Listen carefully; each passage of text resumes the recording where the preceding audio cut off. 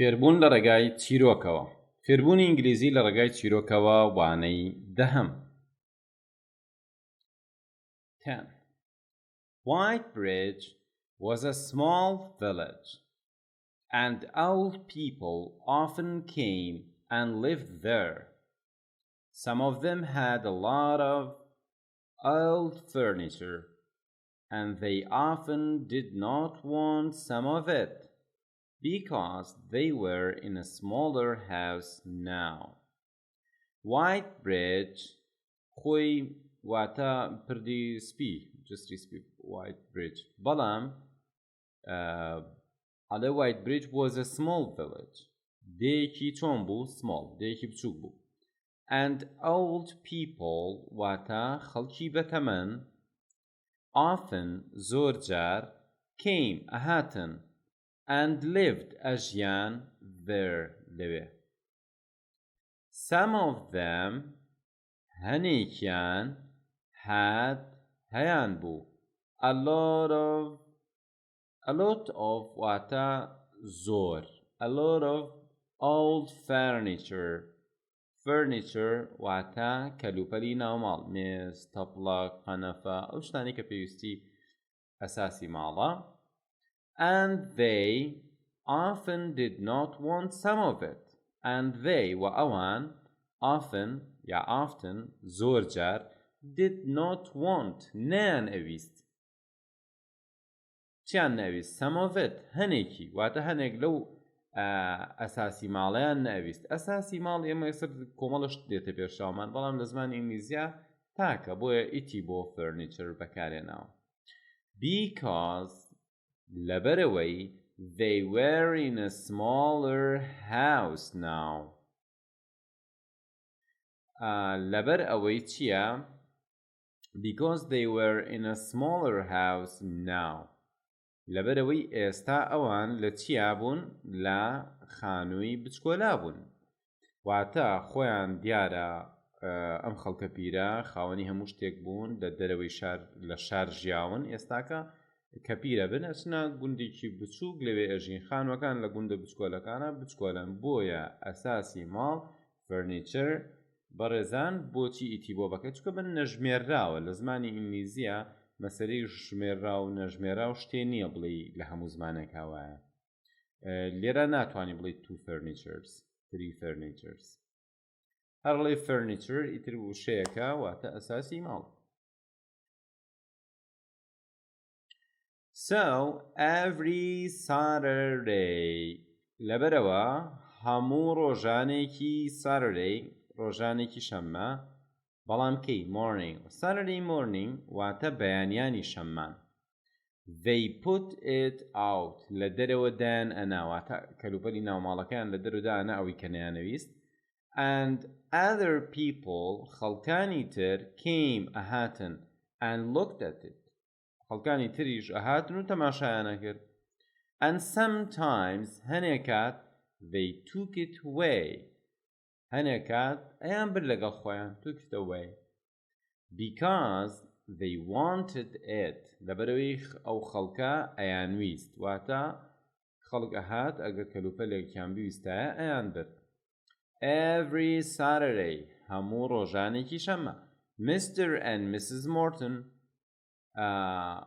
کاک و خاتوون مۆرتن طبعا مۆرتن ئەبێت ناوی عایلەیی پیاوەکە بێ ئیتر کە کەسێ شووی پێەکە ناوی ژنەکەش بەو ناوە ناوەدرێ put a very ugly old bear's head چیان دائەنا ugly ناشرین old کۆن bear's head سەرە ورچ واتە سەرە ورچێکی کۆنی ناشرینیان هەبوو ئەوانیش لە دەرەوە دایانەنا out at the side of their gate لە تەنیشتی دەروازەکەی دەرەوە دەرگاکەی دەرەوە دایانەنا gate واتە دەرگای دەرەوە بەڵام nobody wanted it واتە کەس نەیەویست then پاشان last Saturday ڕۆژی شەممەی ڕابردوو they wrote نووسیان واتە شتێکیان نووسی ئەمەیان نووسی I'm very lonely here ئەڵێ I'm very lonely here من لێرە زۆر بەتەنهام یعنی ئەمە حساب سەرەورچەکە ئێڵێ Please take me تکایە بمبە بەبەری هەموو جارێک کەس نەی بردووە ئەم جارە وەرەقەیەکیان لە پاڵان نووسێتی ئەڵێ من زۆر تەنهام تکایە بمبە On a piece of paper واتە ئەمەیان لەسەر پارچە کاغەزێ نووسی and put it ودایاننا near the bird's head لە نزیک سەری ورچەکە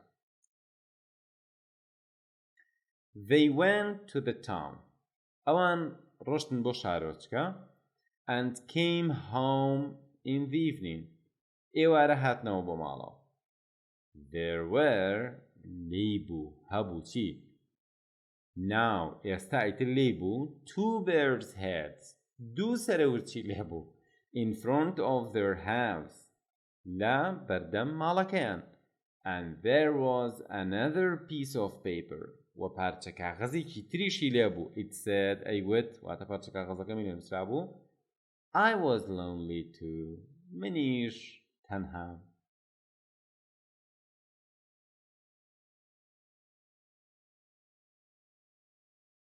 ئینگلیزیەکەی بڵێ ئێستاکە ئەگەر جوان ئەمە ئاسانە بۆ تۆ گوێ بگرە من کوردی پێڵێم تۆ بیکە بە ئینگلیزی ئەگەر ئامادەنیت ئەتوانین بڕۆیتەوە لە سەرەتاوە جارێککە بە جوانی گوێ بگری فیتۆکە بوەستێنی وشە گرنگەکان سیرکی بزانی چۆنە نووسرێت چۆنە وترێ پاشان بەردەوام بیت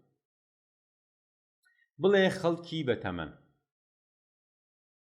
خەڵکی پیر old people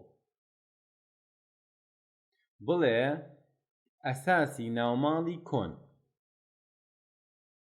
ئەساسی کەلوپەلی ناوماڵی کۆن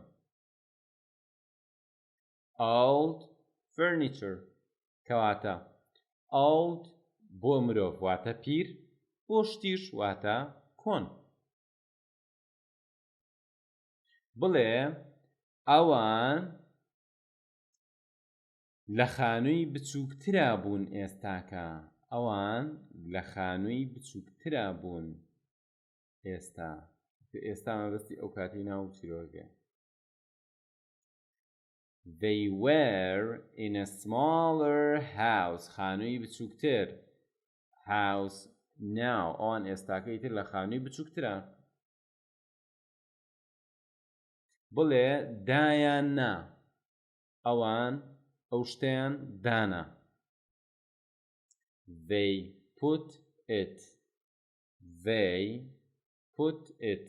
ئەگەر بڵێ ئەوان دایانن هەرڵێ they put it بەڵام تر بەپێی سیاقەکە دەرەکەوێت چکە put نەگۆڕە بۆ ڕابردۆکەش ڕانەبردۆکەشی ڕابردوو ڕانەبردۆکە هەر یەکشت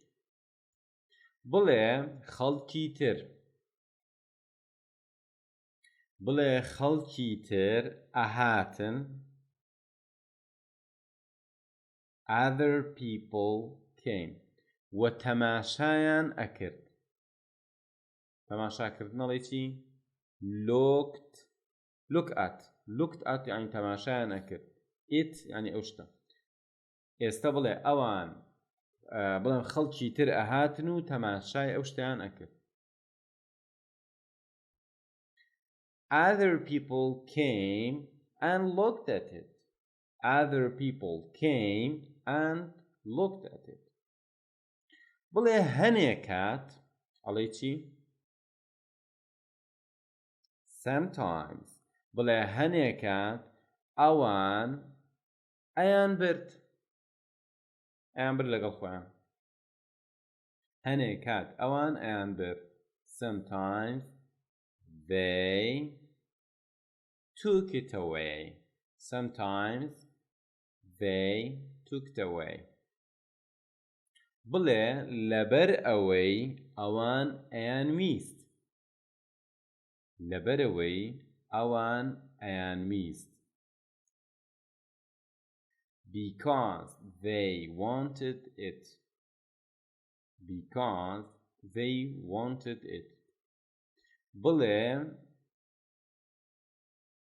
بڵێ ئەمەم بۆ بکە بە کوردی ئەمە یعنی چی ئەگلی ئەگلی واتە ناشرین. بڵێ سەرەورچ. سەراورچ.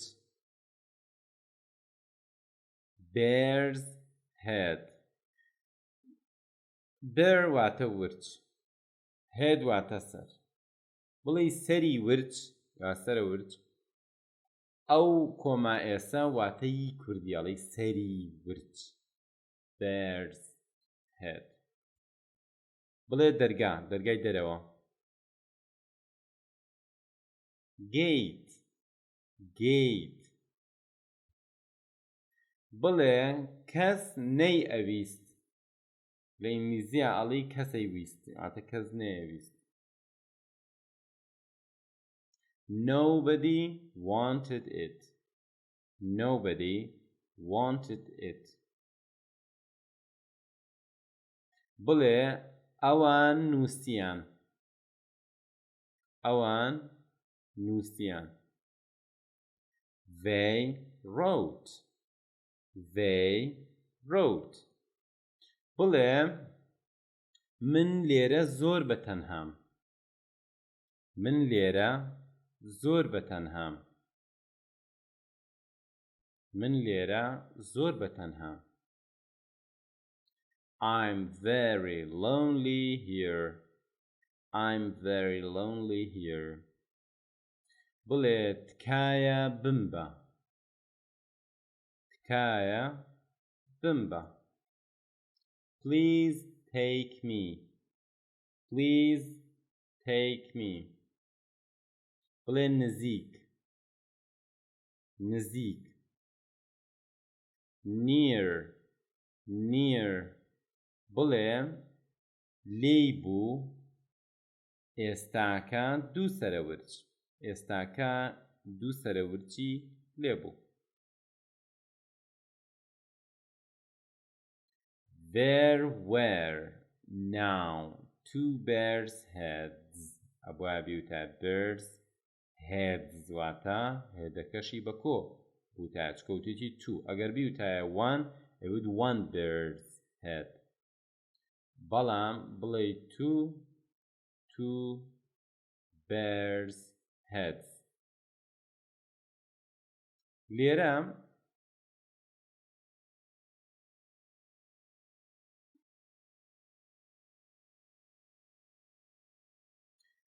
بڵێ لە بەردەم ماڵەکە.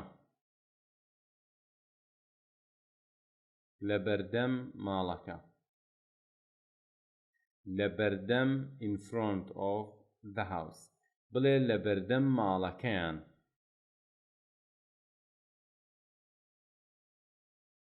in front of their house. in front of their house. بڵێ منیش بەتەنها بووم. منیش بەتەنها بووم واتە من تەنها بووم هەروەها. I was lonely too. I was lonely too.